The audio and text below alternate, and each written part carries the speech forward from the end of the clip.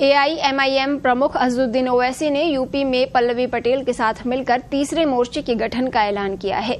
लेकिन मोर्चा बनने के 2 दिन बाद ही ये चौंकाने वाला दावा किया जा रहा है कि थर्ड फ्रंट के गठन के बावजूद उनकी पार्टी यूपी में किसी सीट पर चुनाव नहीं लड़ेगी।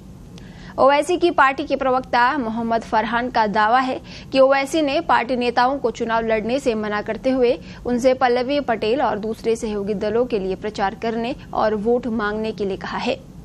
प्रवक्ता मोहम्मद फरहान का दावा है कि ओवैसी ने ये फैसला कांग्रेस सांसद राहुल गांधी और तेलंगाना के सीएम रेवंत रेड्डी के दबाव में लिया है। दावा ये भी किया जा रहा है कि ओवैसी हैदराबाद में अपनी लोकसभा की सीट को बचाने और तेलंगाना में किसी तरह की जांच से बचने के लिए यूपी समेत ज्यादातर हिस्सों में चुनाव नहीं लड़ेंगे। वे मुस्लिम वोटों का बंटवारा कराकर इंडिया गठबंधन को नुकसान नहीं पहुंचाएंगे, बल्कि ऐसे कदम उठाएंगे जिनसे बीजेपी को नुकसान और कांग्रेस और विपक्षी पार्टियों को फायदा हो। मोहम्मद फरहान ने इन सनसनीखेज आरोपों और दावों के साथ ही ओवैसी की पार्टी की सदस्यता और प्रवक्ता पद छोड़ने का ऐलान कर दिया है। उनका कहना है कि उत्तर प्रदेश में तीसरे मोर्चे के गठन के ऐलान के कुछ घंटों बाद ही ओवैसी ने टिकट के दावेदारों को सहयोगी दलों के प्रचार में जुट जाने को कहा। प्रवक्ता मोहम्मद फरहान का कहना है कि ओवैसी ने कांग्रेस पार्टी के दबाव में चुनाव नहीं लड़ने का फैसला लेकर मुस्लिम समुदाय के लोगों के साथ धोखेबाजी की है।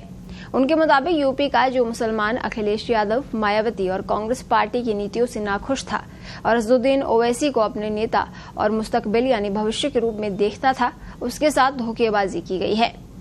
ओवैसी अपने तीसरे मोर्चे के जरिए पटेल और बिंद वोटों में बंटवारा कराकर बीजेपी को नुकसान पहुंचाएंगे और अपनी पार्टी को चुनाव नहीं लड़ाकर मुस्लिम वोटों का बिखराव होने से रोकेंगे।